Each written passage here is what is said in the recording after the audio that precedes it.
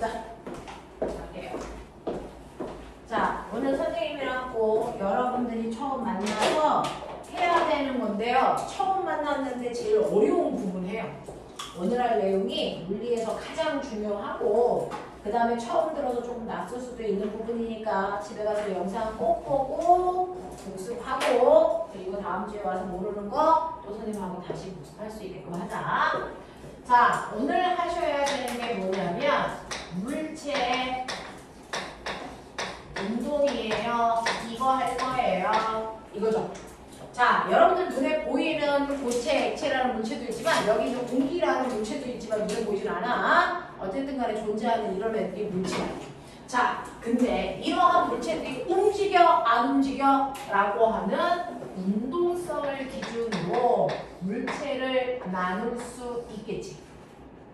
그 중에서요. 시간이 지났는데 하이스트 건물처럼요. 어제와 오늘 똑같은 위치에 계속 있어. 이렇게 위치가 바뀌지 않으면 우리는 그 물체를 정지된 물체라고 얘기하면 돼. 근데 너네들처럼요. 아침에는 집에 있다가 점심에는 학원에 와 있잖아요. 이렇게 시간에 따라 위치가 달라지는 아이들을 우리는 운동하는 물체라고 한다.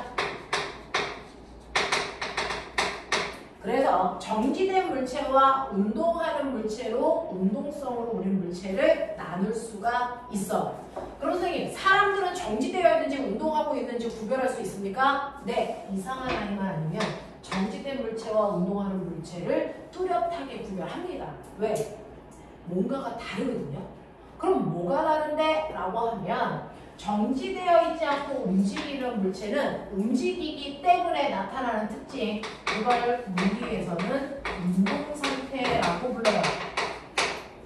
움직이는 물체들만 운동상태라는 걸 가지고 있기 때문에 뚜렷하게 구별할 수 있대요. 그러면 운동상태가 뭔데? 라고 하면 이거는 움직이고 있는 아이들만 가지고 있는 특징.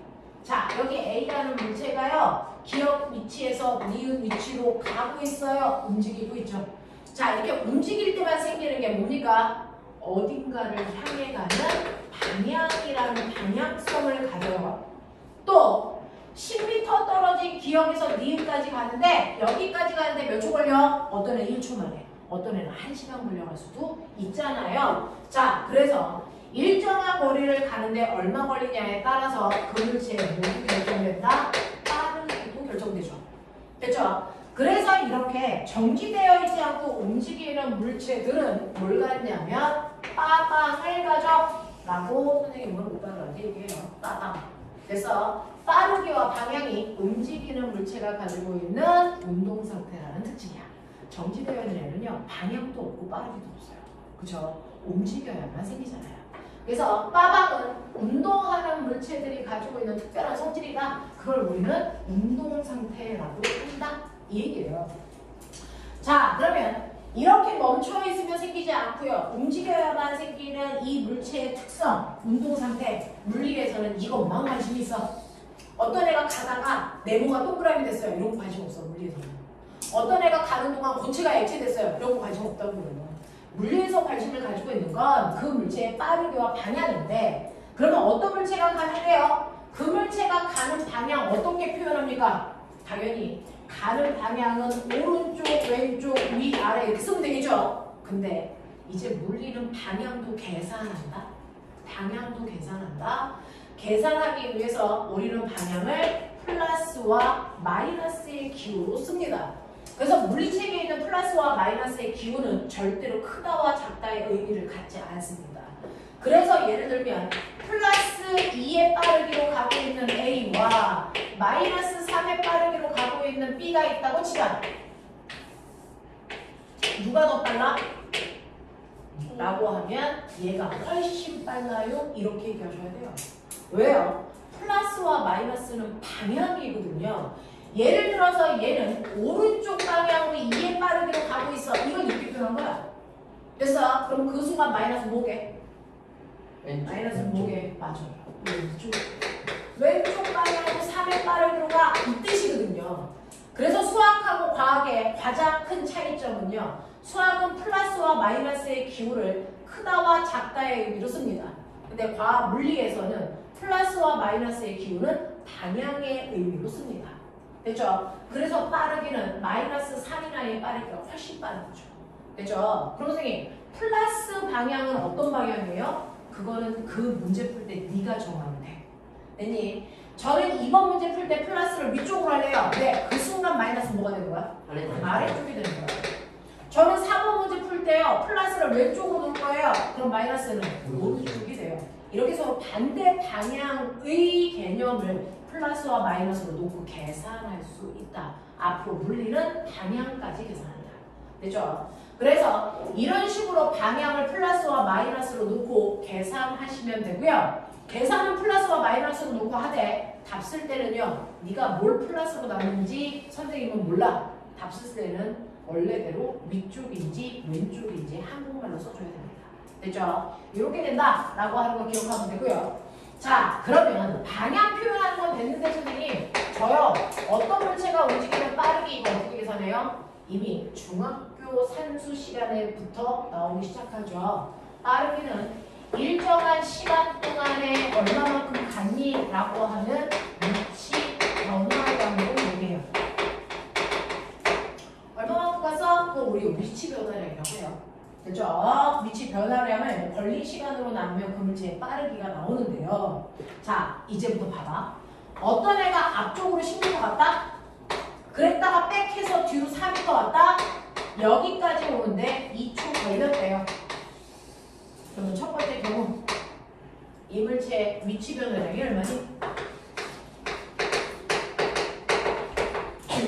얼마일 것 같아? 얘기해봐.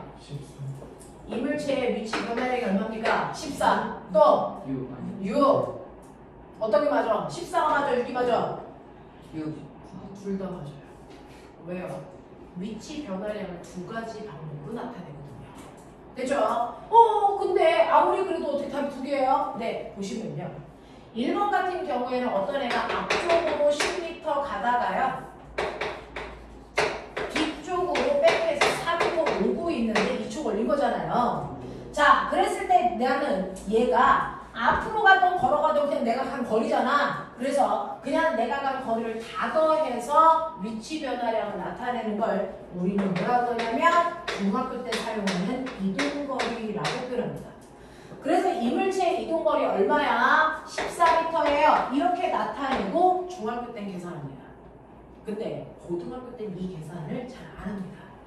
고등학교 때는 뭘 할 거냐면 선생님, 앞쪽으로 가는 거랑 뒤쪽으로 가는 건 다르잖아요? 다르죠. 방향이 다르잖아요. 그러면 나는 방향을 생각해서 나의 위치 변화량을 계산하고 싶어요. 나의 위치 변화량을 뭐라고 한다? 변위라고 불러요. 나의 위치 변화량을 변위라고 하는 값으로 표현합니다. 이게 고등학교에서의 위치 변화량 표현 방법인데 얘는 이동거리처럼 크기만 생각한 게 아니고요. 방향까지도 고려했기 때문에 다른 값이 나와. 그럼 방향을 어떻게 생각해야 되는데? 라고 하면 방향은 무조건 그 물체가 출발한 지점에서요. 자, 2초 후에 도착한 지점을 향하는 방향이 바로 이 물체의 변이 방향이야. 됐어? 그래서 변이 방향은요. 출발 지점에서 도착점을 향하는 방향이 변이 방향이다. 이 얘기입니다. 그럼 얘는 변이 방향이 어디야? 앞쪽 방향이네요. 이렇게 써야 돼요. 방향을 고려했기 때문에 방향을 꼭 나타내줘야 된다. 앞쪽 방향이에요.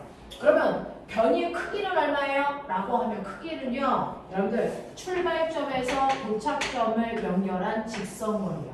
이게 변이의 크기입니다. 직선거리입니다. 됐죠? 그러니 어떤 애가 여기서 출발해서 여기에 도착하는데 이렇게 갔던 상관없이 변이의 크기는 무조건 직선거리입니다. 됐어? 그러면 얘는 변이의 크기 얼마입니까? 직선거리 구했죠? 얼마? 6. 그래서 얘 변이의 크기는 6이에요. 이렇게 가는 겁니다. 됐죠? 그래서 이렇게 크기에 해당되는 숫자값이 다른 이유는요. 이동거리는 방향 생각 안 해요. 하지만 변이는 방향 생각을 해요. 그래서 크기가 다르게 나타나는 겁니다. 이해되죠? 자, 그러면 이제 제가 또 다른 형태를 한번 그려볼 테니까 생각해봐. 어떤 애가 두 번째, 선생님이 수학을 왜 물어봤냐면 물리 원투를 다 하려면 수학 어디까지 해야 될까? 쑥쑥. 자, 수학 됐죠? 네, 중3법까지 하시면 돼요. 왜? 거기에 삼각비가 들어있어서. 우리는 삼각비로 풀거든요. 사인 30 이런 거 알아? 네, 그거 하셔야 되거든요. 거기까지만 하면 됩니다. 미적 안 씁니다. 됐죠? 자, 그래서 여러분들이 보시면 첫 번째 과정은 이렇게 하시면 되는데 두 번째 어떤 애가 있어요?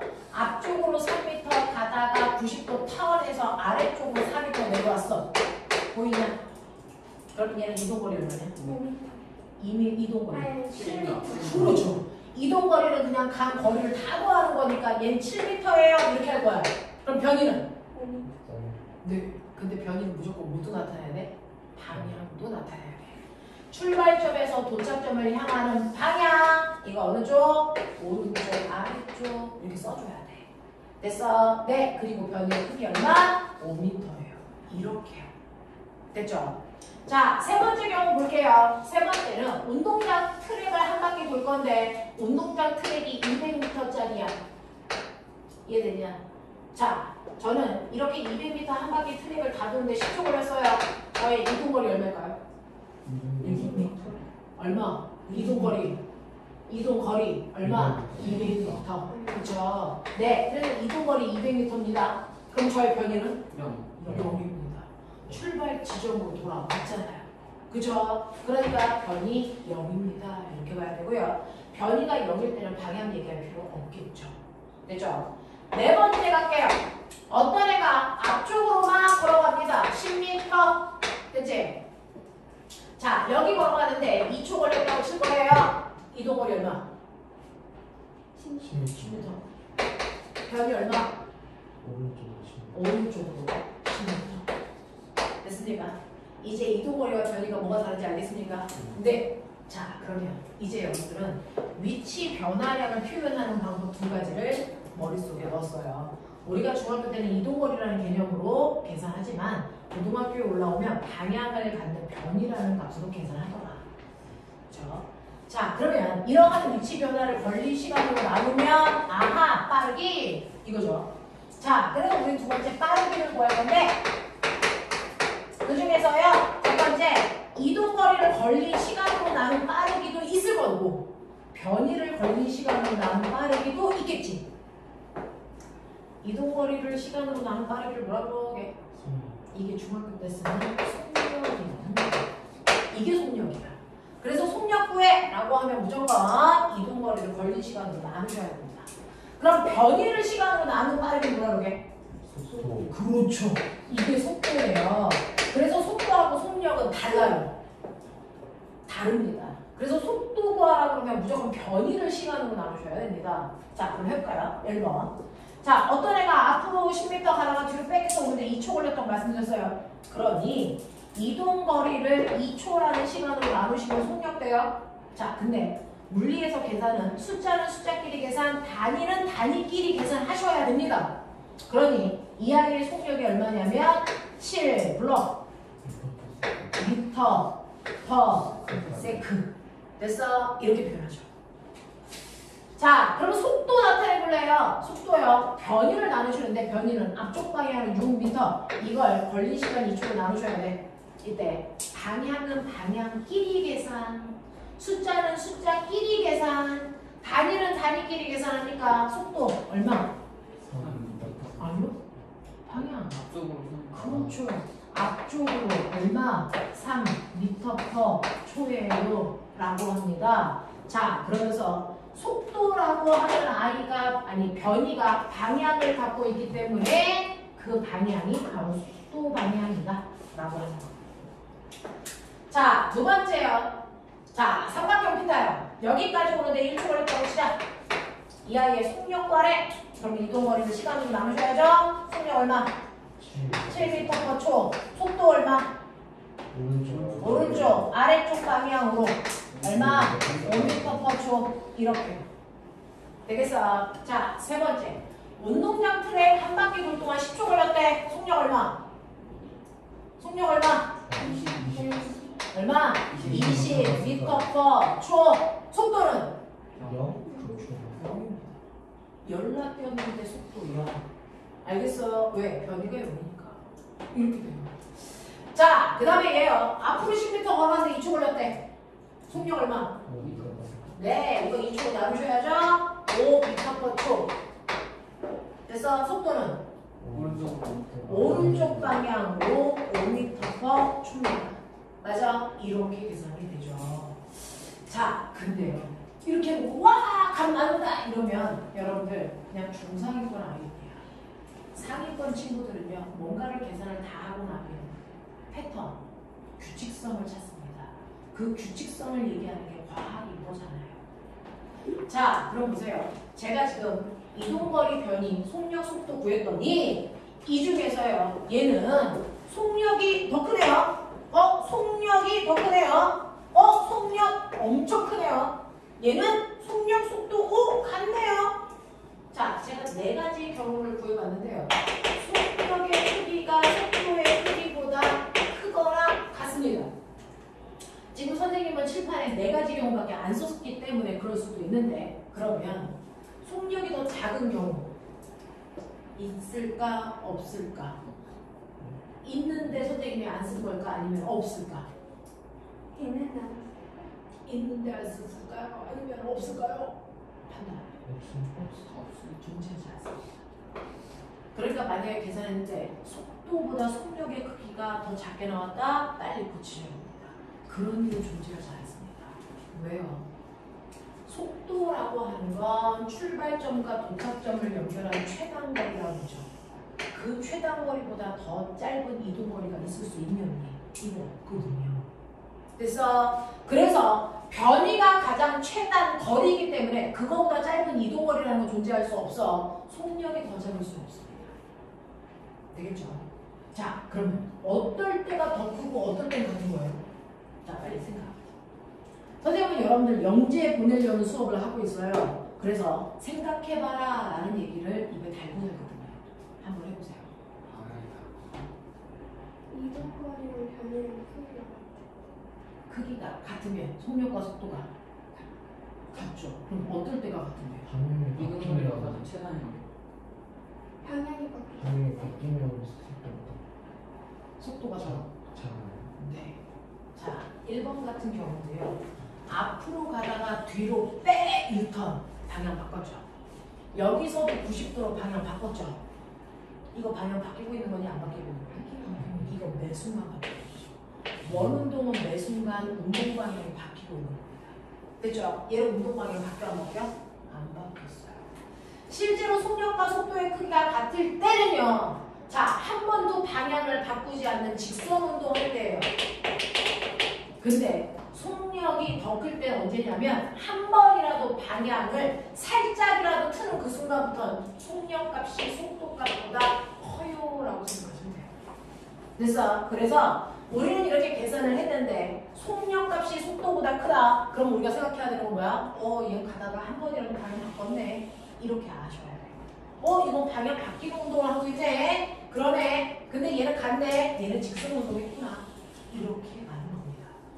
됐죠? 그래서 여러분들은 단지 계산만으로 뭔가를 의미를 찾으려고 하지 말고요. 대소관계 그거의 규칙성을 찾으려는 노력을 하셔야 됩니다. 그래서 속력과 속도가 뭐가 다른지 보셔야 된다.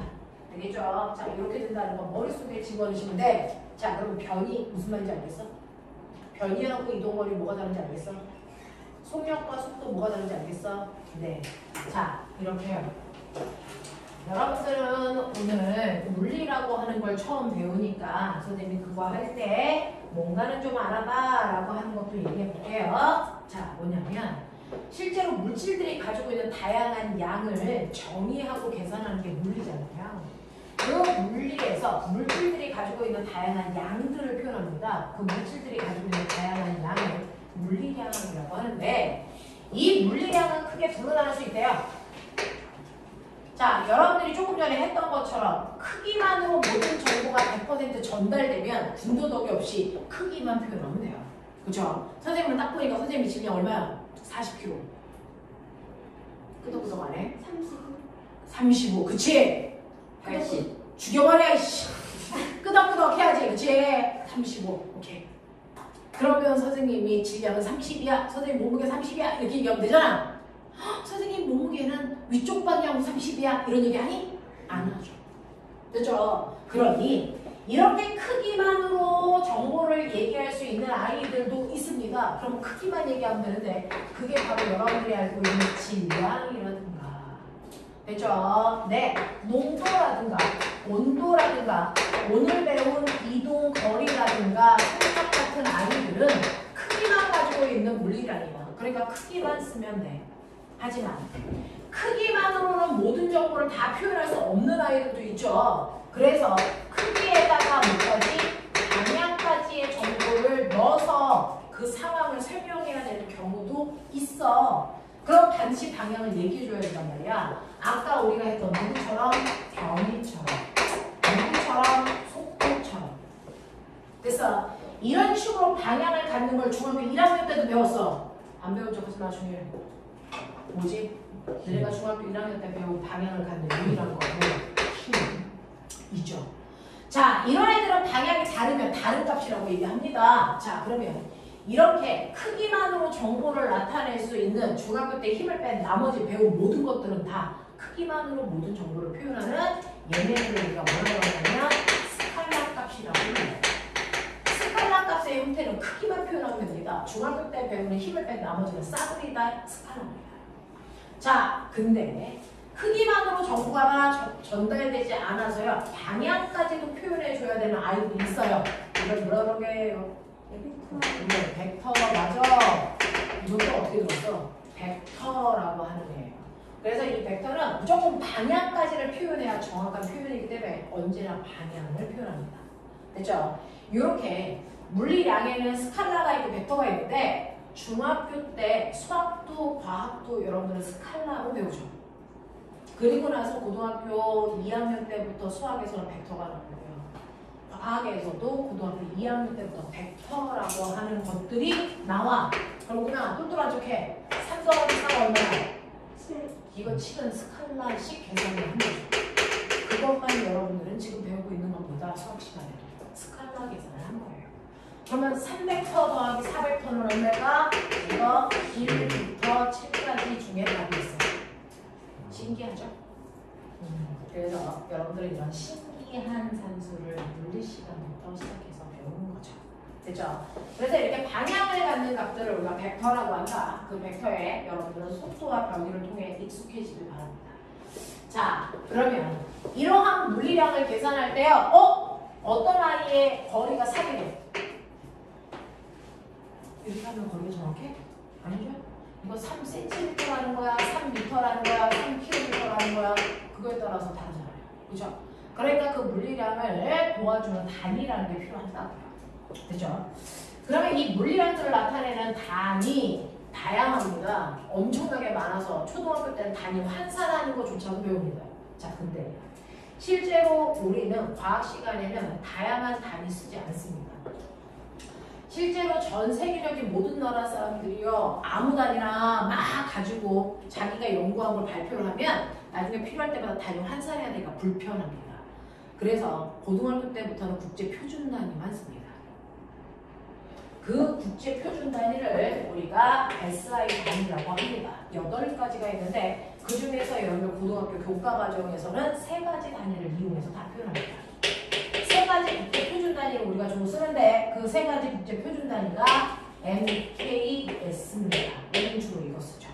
됐죠? 그 중에서 M 이게 뭘까요? 이거는 거리를 나타내는 표준 단위는 뭡니까? 미터입니다. 거리를 나타내는 표준 단위는 센티미터나 킬로미터 절대 아닙니다. 미터로 나왔습니다. 그래서 여러분들이 운동 에너지, 위치 에너지 구할 때도 거리는 무조건 미터 단위로만 듣습니다. 두 번째요. K는요, 뭘 나타내는 표준 단위일까요? 이거 질량입니다. 물질의 질량을 나타내는 단위, 킬로그램, 그램, 미리그램 있죠? 그 중에 표준 단위가 뭐라고요? 킬로그램입니다. 그래서 이제부터 어떤 물리량을 계산할 때 질량 넣어야 되면 무조건 킬로그램으로 바꿔서 넣으셔야 됩니다. 됐죠?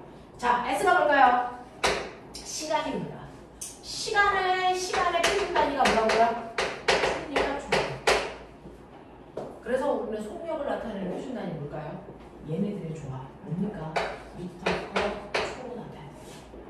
알겠어? 이런 식으로요. 모든 값들을 나라 사람들마다 다른 단위로 표현하면 복잡하니까 국제 표준 단위로 논문 같은 거 발표합니다. 그랬을 때 국제 표준 단위 중에 여러분이 쓰셔야 되는 거 MKS 대부분 저걸로 표현한다. 알겠어?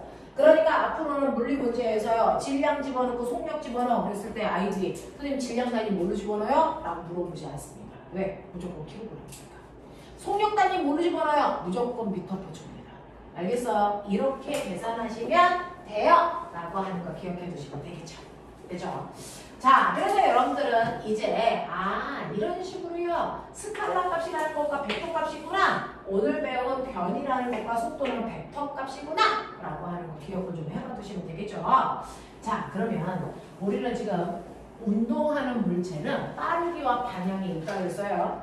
그 빠르기와 방향을 우리가 나타낼 때 빠르기를 스칼라식 빠르기의 속력으로 표현해봤고 벡터식 빠르기의 속도라는 표현도 해봤다. 좀 다르다라는 얘기예요. 자, 그러면 이런 식으로 물체가 움직이는 빠르기를 얘기했었는데 이 빠르기에도 뭐가 있다? 종류가 있다. 자, 빠르기에도 종류가 있어요. 운동의 종류가 있다는 얘기예요.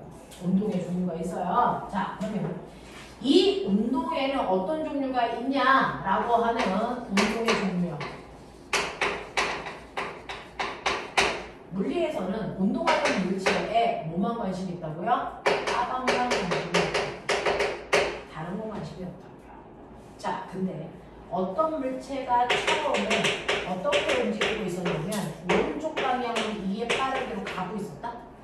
그리고 나서 시간이 지나서 나중에 볼 거야. 그게 1초 후든 1시간 후든 100년 후든 상관없어. 나중을 봤을 때 그 나중에 빠방은 어때? 이게 문제죠. 처음에 오른쪽 방향으로 2의 빠르기로 갔었는데 시간이 지난 나중이 됐는데 여전히 오른쪽으로 2의 빠르기로 가고 있어. 뭐가 바뀌었어? 아무것도 안 바뀌었어. 맞아요. 시간이 지나도 물리에서 관심을 갖는 빠방 중에 어떤 것도 안 변합니다.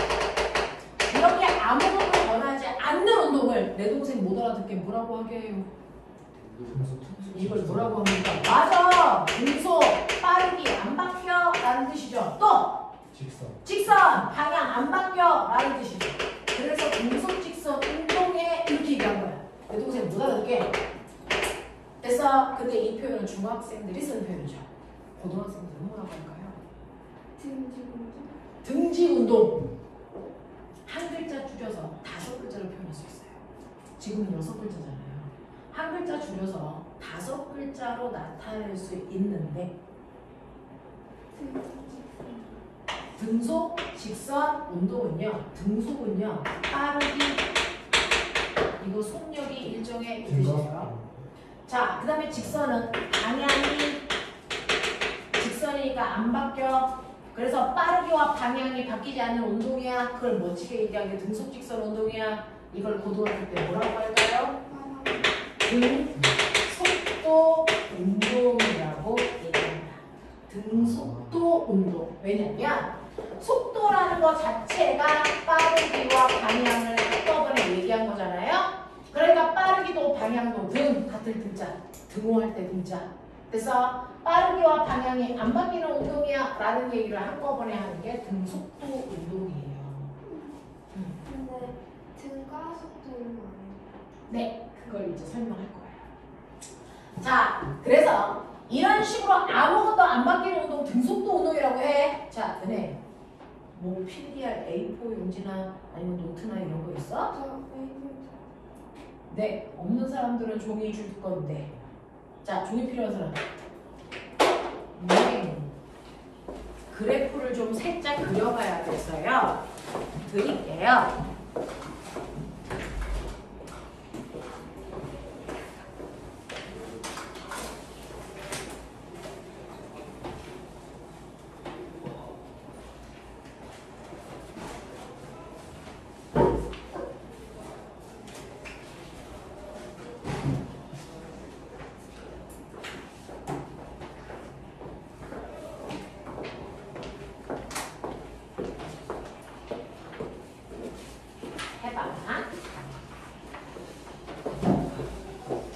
종이 또 필요한 사람 없어? 자, 종이 필요하면 여기서 가져가. 자, 이런 식으로요. 빠르기와 방향 어떤 것도 안 바뀌는 운동, 안 변한다. 유딩 때 썼던 단어죠. 됐어. 중딩 때는 등속 직선 운동, 고딩 때는 등속도 운동. 이렇게 말이 바뀌는데, 자, 이거를 우리가 그래프로 그리려고 대표적인 등속도 운동의 예를 들어볼게요. 처음에요. 0초, 1초, 2초, 3초, 4초 이렇게 시간이 지나고 있어. 그랬을 때 0초일 때 물체가 기준선에 있다가요. 1초 동안 열심히 가서 기준선으로부터 2m 먼 곳에 가 있어. 그리고 또 1초 지나서 2초가 됐더니 기준선으로부터 4m 먼 곳, 6m, 8m 먼 곳에 가 있다고 치자. 그러면 얘는요. 방향은 한 방향 쭉 가더라도 빠르게 바뀌는 거야? 안 바뀌는 거야? 이거 확인하고 싶어. 그러면 각각의 구간마다의 빠르기를 비교해 보시면 빠르기가 변하는지 안 변하는지 확인할 수 있죠. 그래서 구간별 평균 속력을 한번 보려고. 그랬더니 첫 번째 구간은요. 네, 이 아이가 0에서 1초라는 시간 동안에 0에서 2까지 2m 가는 빠르기네. 그러니까 이 구간의 평균 속력은 2m/초네. 이거였어요. 그죠? 두 번째 구간도 1초라는 시간 동안에 2m 가니까 이 구간 빠르기 2m/초. 세 번째 구간도 1초라는 시간 동안에 2m 갔기 때문에 2m/초. 네 번째 구간 또한 2m/초입니다. 그러면 얘는 구간 빠르기가 변한 적이 있다 없다? 없다. 그러니까 얘는 등속 직선 운동한다. 그걸 등속도 운동한다. 이렇게 표현합니다. 됐죠? 그러면 이렇게 등속도 운동하는 이 아이의 그래프 그려보고 싶어요. 왜? 물리 문제는 싸그리 다 그래프로 그리니까. 시간에 따른 됐어. 네, 속력 그래프 그려봐. 또는 속도 그래프 그려봐. 왜? 한 방향으로 쭉 가니까 속도나 속도나 크기 똑같을 거니까. 됐죠? 시간에 따른 위치 그래프 그려봐. 자, 그려봐. 지나가면서 볼 테니까 어떻게 그려줄 것 같아?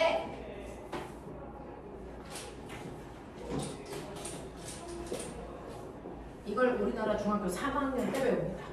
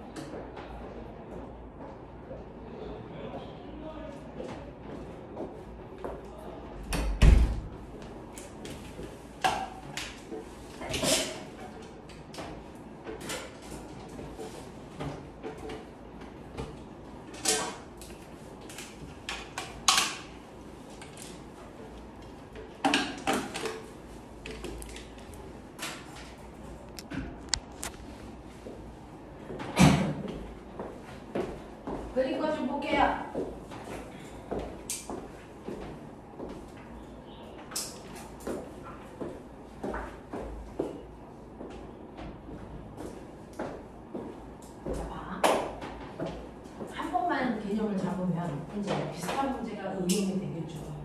여러분들은 수학적 실력이 그 정도 되는 친구들을 말이에요. 블랙과학팀에다가 모아놓은 건데. 자, 여기 보시면 속력이요. 0초 시간이니까 1초, 2초, 3초, 4초라는 시간이 지나도 속력이라는 크기가 얼마? 2. 아무데나 이제 잡아보세요. 1초일 때도 속력이 2, 2초일 때도 속력이 2, 3초일 때도 속력이 2 보여요? 됐죠? 그러니까 이 그래프는 어떤 모습을 가져야 되냐면 속력 일정 그래프가 나와줘야 돼요. 이렇게 그릴 거야. 그래서 이거 좌표 잡아봐.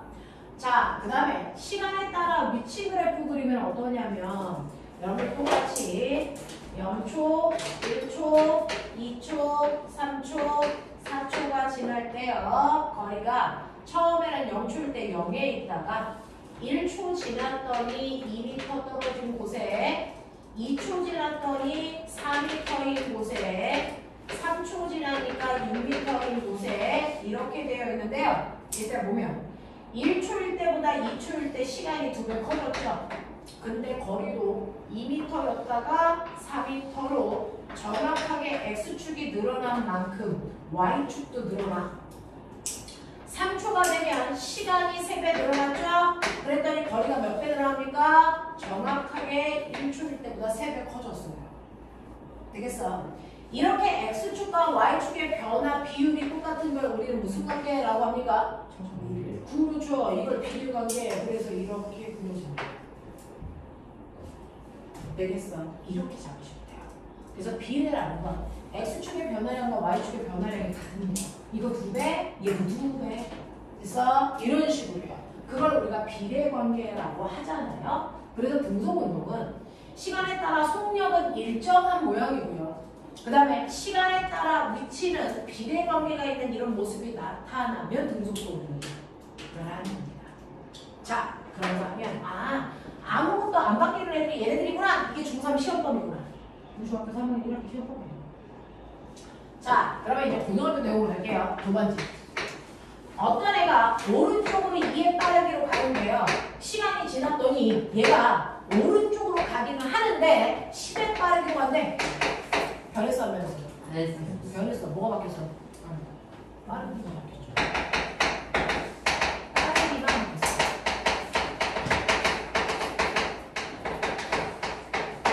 우리 일상생활에서 빠르기만 바뀌는 대표적인 뭐 있을까요? 방향은 안 바뀌는데요. 빠르기만 바뀌어요. 상상해봐. 뭐 있냐? 직선 운동. 그 중에서 뭐 있어? 뭐 있어? 빠르기가 점점 빨라져요. 자유낙하. 맞아. 이거요. 떨어지는 운동을 뭐라 그러냐면 낙하 운동이라고 해요. 근데 그 중에서 자유낙하는? 낙하 운동은 다 자유낙하야? 뭔가 다르지? 뭐가 다를까? 저항이 없어요. 맞아요. 얘가 떨어질 때 공기 저항을 받아서 떨어지면 그냥 낙하 운동인데요. 공기 저항 없이 중력이라는 힘만 받아서 떨어져. 중력만 받아서 떨어지면 이걸 뭐라 한다? 자유낙하. 이래요. 우리 물리 원에 있는 모든 물체들은요. 공기 저항 없이 중력만 받아서 떨어져요. 그래서 오늘 자유낙하 운동이 대표적으로 진행됩니다. 중력만 받아서 떨어지는 운동을 자유낙하 운동이라고 하고 이렇게 중력만 받아서 떨어질 때는 빠르기만 빨라지는 거구나. 그렇게 해서 그걸 우리는 그죠? 자유낙하 운동이라고 하는 거구나. 그럼 빠르기만 바뀌는 운동의 대표적인 예인데 하나 더 있다. 땅에서 던져 올려. 얘가 언제까지 올라오게? 그러니까 실적이야. 얘가 올라가는데 언제까지 올라가냐면 속도가 점점 줄어서 속도가 0이 될 때까지 올라갑니다. 속도가 0이 될 때까지 올라갑니다. 자, 속도가 0 되고 나서도 갈 수 있어? 그럴 수 없어요. 근데 속도가 0 되기 전에 다시 떨어질 수 있어? 그것도 안 돼요. 무조건 속도가 0이 될 때까지는 올라갔다가 그 다음에 떨어집니다. 그러면 자, 올라갈 때까지만 보면 속력은 점점 감소하죠. 하지만 우측 방향이죠. 방향 안 바뀌었죠. 자, 이걸 우리 무슨 운동이라고 할까? 이걸 뭐라고 할까? 등가속도. 이거를 등가속도 운동 중에서요. 똑바로 위로 올라가고 있는 운동은 떨어지는 운동은 자유롭다. 올라가는 운동은 뭐라고 불러줘야 되겠죠? 이거를 우리는 뭐라고 하냐면 연식 상반 운동이라고 한다. 연직 상반 운동이라고 한다. 이 얘기예요. 됐죠? 연직은요 중력 방향 얘기해요. 중력 방향 중에 상반 이쪽 방향으로 올라가는 거. 됐어. 이게 바로 빠르기만 바뀌는 운동이에요. 자, 그런가 하면 처음에 오른쪽으로 2의 빠르기로 갔다. 근데 시간이 지나니까 2의 빠르기는 맞는데 갑자기 됐어. 위쪽으로 간다. 뭐가 바뀌었냐? 그렇죠.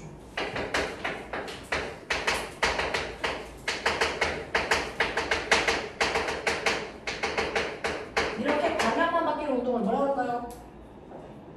빠르기는 안 바뀌는데 방향이 막 바뀌고 있어. 이 운동을 우리가 뭐라고 한다? 완전 그렇죠. 근데 빠르기가 안 바뀌니까 무슨 운동? 등가속. 그렇죠. 이런 얘기야. 그래서 여러분들이 알고 있는 것처럼 방향만 바뀌는 운동의 대표적인데 계속 몸운동이라는 게 있더라라는 얘기입니다.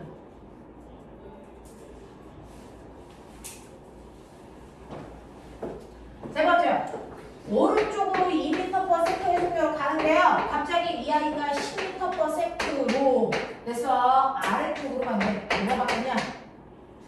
그렇지, 다 바뀌었어, 다 바뀌었어. 물리에서 관심을 가지고 있는 빠르기와 방향이 다 바뀌었어. 어떤 운동이로 갈까요? 그렇지. 공을 던졌는데요. 내가 이렇게 후 알아? 이거를 우리 물리에서 포물선 운동이라고 불러. 뭐야? 아래로 포물선. 아래로 포물선을 그리면서 움직이는 거. 여러분들 놀이동산 가면 바이킹. 이걸 무슨 운동이라고 하게? 진저 운동. 그래도 단어를 다 아는데? 자, 이렇게 선생님이 칠판에 써놓은 이 5가지 운동은 교과서에 나오는 단어들이라서 소개해봐 드리는 겁니다. 자, 그러면 이러한 5가지 운동의 공통점이 뭐냐면 뭔가가 변하고 있다는 얘기죠. 아까 아무것도 안 바뀌는 운동은 등속도 운동이라고 했어. 그럼 뭔가가 변하는 운동은 등속도가 아니겠네? 그걸 뭐라 그래? 그렇죠. 뭔가가 바뀌는 운동들을 싸잡아 우리는 가속도 운동이다 이렇게 얘기합니다. 안 바뀌면 등속도, 바뀌면 가속도라고 얘기해. 되겠어? 자, 그러면 가속도 운동도 이런 식으로 예를 들어봐 드릴게요. 한번 해볼게요. 그래서 가속도 운동은 뭔가가 바뀐다는 뜻이구나. 네, 그런 뜻이에요.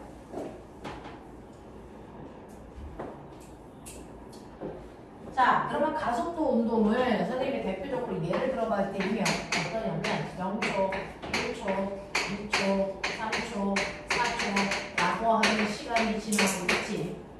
그랬을 때 이물체의 거리 비교하면서 보라고 칠판 저쪽 안 지웠어요.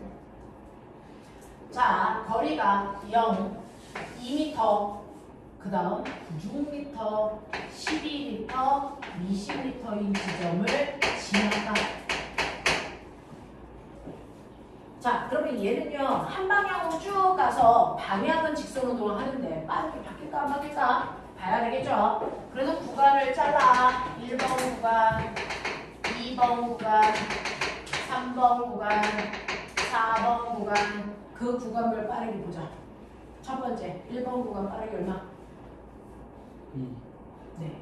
1초라는 시간 동안에 2m 갔어. 보여? 그러니까 이 구간의 평균 속력 2m 초죠. 또! 두 번째 구간. 그렇죠. 4m/s. 자, 세 번째 구간. 6. 네 번째 구간. 네. 이렇게요. 라고 하는 속도가 나타나고 있죠. 근데 속도가 바뀌네? 바뀐다니까. 됐죠? 속도가 바뀌고 있어. 그러면 속도가 바뀌는데 속도가 팍팍 바뀌어? 아니면 일정하게 바뀌어? 아니면 천천히 조금씩 바뀌어? 아니면 불규칙해? 뭐 이런 거 보고 싶잖아. 자, 속도 변화량을 우리가 뭐라고 하냐면 그걸 가속도라고 해. 얘들아. 우리요 시간은 t라고 쓰고 위치는 스페이스의 약자 s 쓰고요. 속도는 벨로시티의 약자 v 쓰고요. 가속도는 x의 약자 a 써요. 자, 물리에서 나타나는 순간 기록입니다. 자, 여러분들이 알고 있는 속도는 일정한 시간 동안의 위치 변화를 가속도는요 일정한 시간 동안의 속도 변화를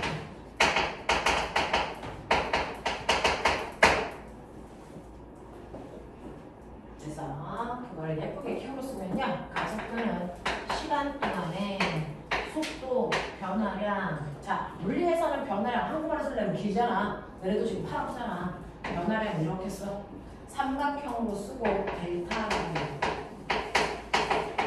약속이야. 델타 V 속도 변화량 이렇게 쓰는 거야. 그래서 근데 그게 바로 가속도 구하는 식이니까 나 가속도도 구해볼게. 자, 얘는 속도가 바뀌는 가속도 운동을 하는데요. 그 가속도의 크기가 그래서 다를까 같을까 보는 거야. 자, 첫 번째 요 구간이요. 자, 속도가 2에서 4로 되는 이 구간에 가속도의 크기를 계산하려면 시간분의 속도 변화량이야. 자, 시간은 어디 있어요? 요 구간 시간 그대로 가시면 돼요. 그래서 1초라는 시간 동안에 속도가 바뀌었네. 2에서 4로. 변화량을 구하는 방법은요. 무조건 나중값에서 처음값을 빼는 게 변화량이야. 큰 거에서 작은 거 빼는 거 아니고요. 나중값에서 처음값 빼는 거예요. 나중 속도가 4고 처음 속도가 2니까 빼면 2m/초죠. 자, 이거 계산하시면 가속도 나와요. 해볼게요. 숫자는 숫자끼리 계산, 단위는 단위끼리 계산. 불러봐. 2 미터 퍼 세크 어떻게 할 거야? 미터 퍼 세크 제곱. 이게 가속도 단위야.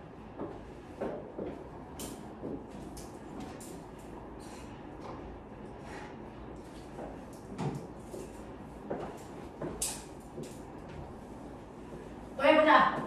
이 공간의 가속도 몇 초 동안? 1초 동안 얼마? 2m 초 빨라졌지? 가속도 2m 세크 제곱. 또 있지? 해봐. 이 구간의 가속도 1cm분의 2m/s. 그래서 2m 세크 제곱. 이게 가속도야. 그럼 얘들 이렇게 가속도 구했는데 가속도 크기가 어때? 똑같다. 자, 이렇게 속도가 바뀌는 가속도 운동을 하는데 구간별로 가속도의 크기를 재보니까 다 똑같아. 이렇게 가속도가 일정한 운동을 우리는 뭐라고 한다? 이 운동만을 가속도 운동 중에서도 무슨 운동이라고 한다? 등가속도 운동한다. 이렇게 얘기해. 가속도의 크기가 일정한 아이들, 속도가 일정하게 증가하는 아이들, 이런 애들을 등가속도 운동한다. 얘기를 한다. 자, 그럼 이것도 현명하게 그래프를 준비해.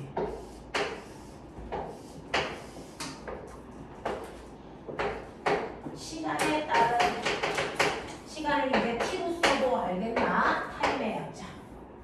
시간에 따른 가속도 그래프, 시간에 따른 속도 그래프, 시간에 따른 위치 그래프를 그려봐.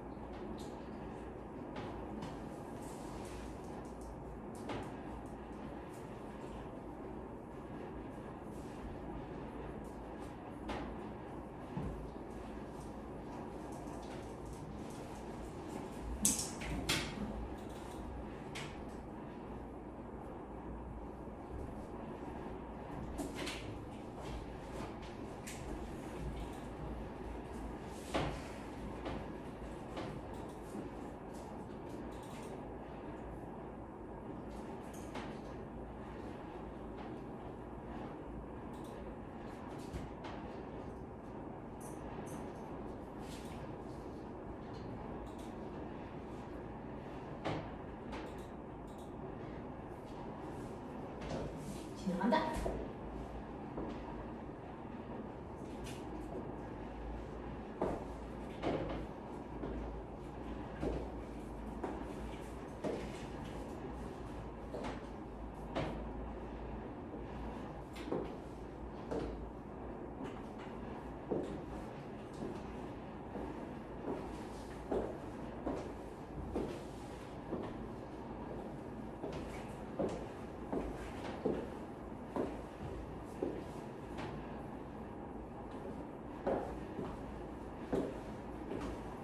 너네 스타터반 수업을 한 거야? 그거 하고 온 거야? 너네는 스타터반 수업. 저요? 응. 저희 여기 있지 않나요? 응? 저희 K가 끝나면 그게 안 돼요. 아니 스타터반 수업을 들어. 그거 네. 들었어요? 네. 너는 스타터. 네. 응. 너는 과학 스타터라는 과정을 듣고 온 거야? 아니야. 그럼 너는 과학 어디까지 했어? 중학교. 중학교만. 너는 스타터 수업을 듣고 온 거야? 너는?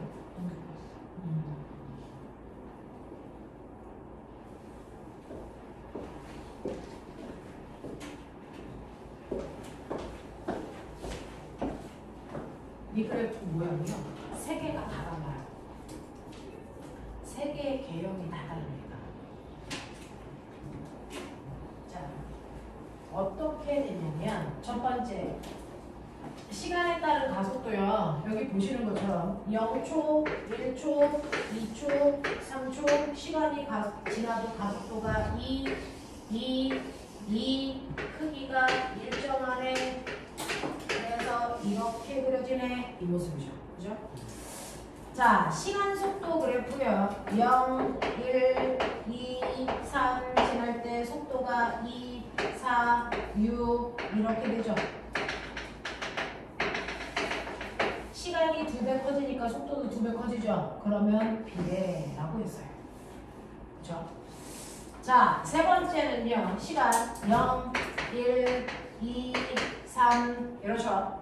자, 그랬을 때 거리를 보시면 네, 2, 6, 12, 20 이러죠.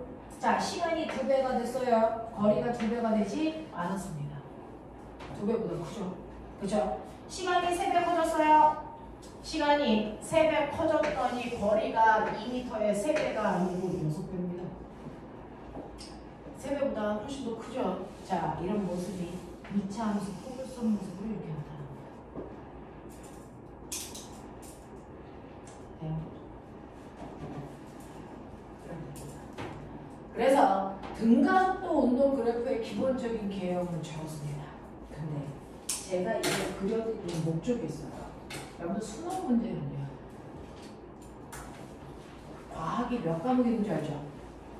몇 과목 있어? 네 과목 들어왔는지. 그 중에서 수능 볼 때 과학을 몇 과목 선택하래? 9과목. 9과목.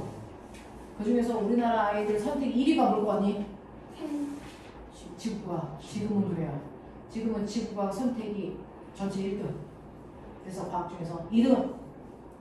생물 3등. 과학 불멸의 4등.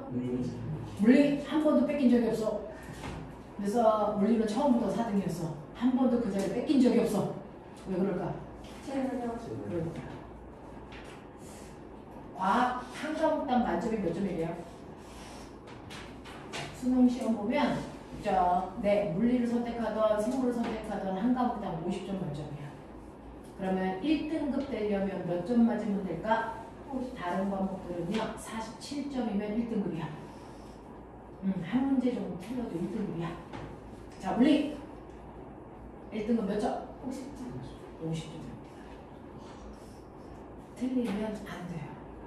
어떻게 그렇게 어려운 물리는 그 50점이 1등급 컷이에요? 물리 선택하는 애들은 염제고 과거해드립니다. 그래서 물리는 선택하는 인원이 많지 않지만 선택한 아이들의 50% 정도가 그 염제고나 과거 아이들이에요. 그리고 나는 일반고라도 물리의 신, 왜냐면 학교 가면 그런 별명 있는 애들이 있어요. 걔네들이 선택하는 과목이라서 만점 나와야 1등급이 되거든요. 근데 그렇게 상위권을 가르는 아주 어려운 문제들을 우리가 킬러 문항이라고 합니다. 그 킬러 문항을 가장 빠르고 쉽게 푸는 방법은 뭐예요? 그래프 그리는 거예요.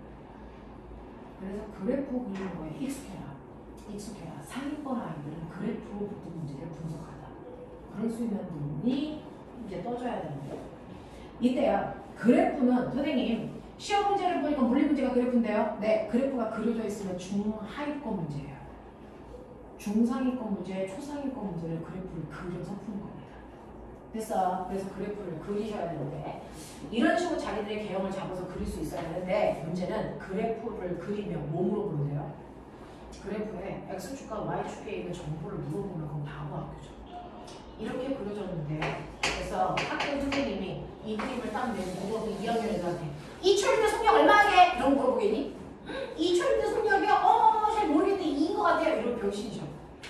그렇죠? 이런 문제가 나오면 되겠냐? 안 되겠니? 안 되죠. 이건 안과에서 시력검사할 때만 하죠. 그래서 그럼 도대체 그래프에서 뭐 물어봐요? 라고 하면 그래프에는 숨을 수 있는 곳이 있어요. 그래프에는 뭔가가 숨을 수 있는 곳이 있죠. 어디요?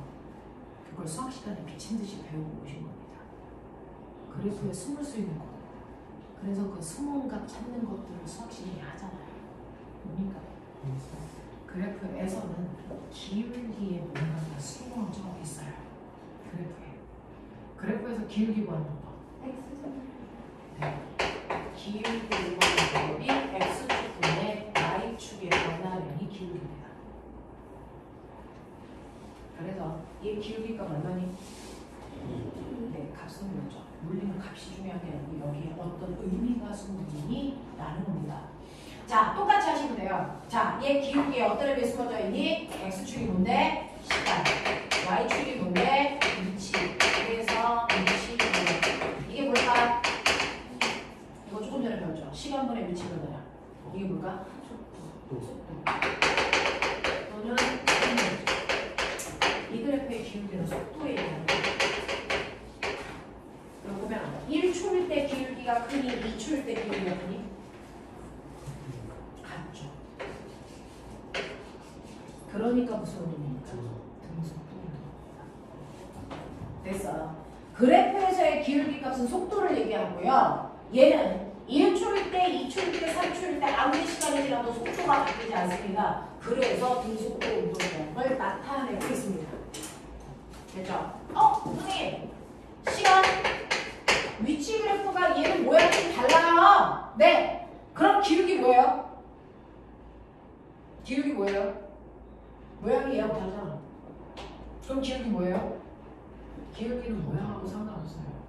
X축이 시간이고 Y축이 위치면 기울기는 무조건 속력입니다.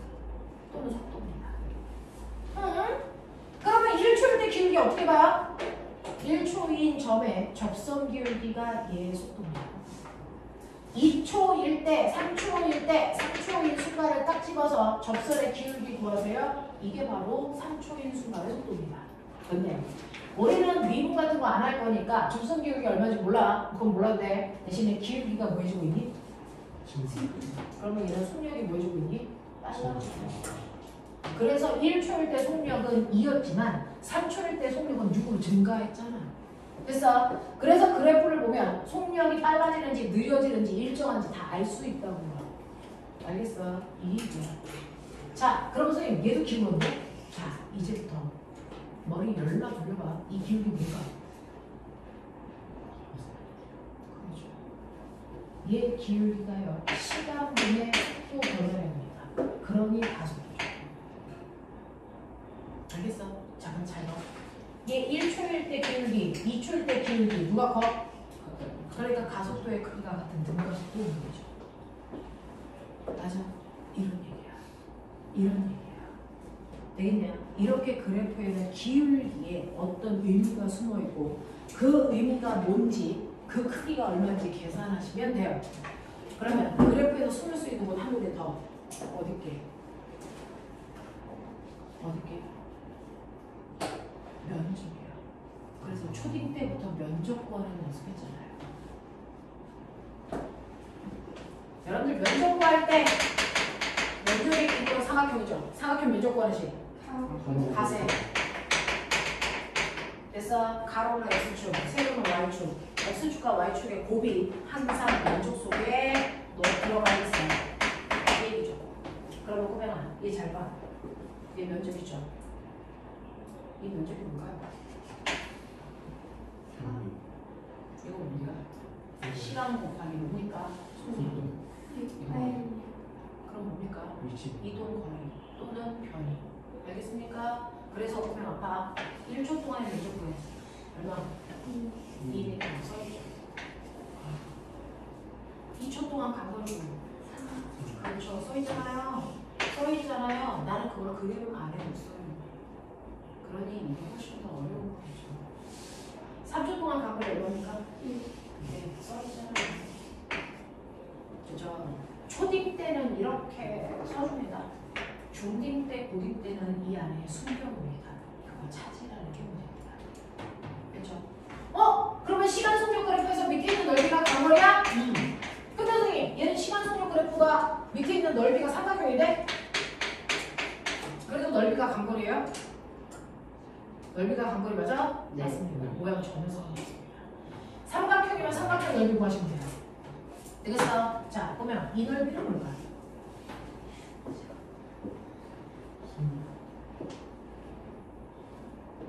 이 넓이는 뭘까요? 속도.